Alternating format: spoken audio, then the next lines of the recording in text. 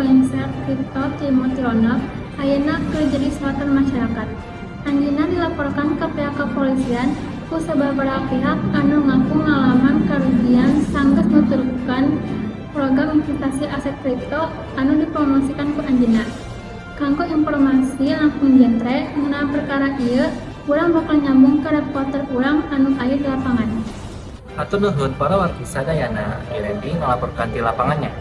Nah, perkara muncul sanggeus sabaraha pihak ngaku ngalaman kerugian finansial Timothy Ronald. Laporan di para korban parantos ditarima anu pihak kepolisian serta ayeuna masih dinatangkap panawatikeun. Dan langsung ngabakeun pengalaman korban abdi para salah sahiji dapat ngarugikan dirugikan. Kumaha ceritana?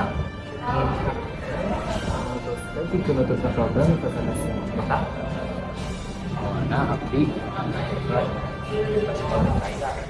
Tina akademik itu Tina ekspor kripto tahun anu teras kejadian itu tahun investasi tidak praktekna abdi langit yang menyebabkan kerugian atau maupun karena keperamatan informasi seperti para wagi perkara ini jadi pangalingkeun urang sadayana yang literasi keuangan teh kacina pentingna hati-hati di melakukan investasi keuangan ekonomi. Resiko luhur di lapangan, abdi Repti melaporkan.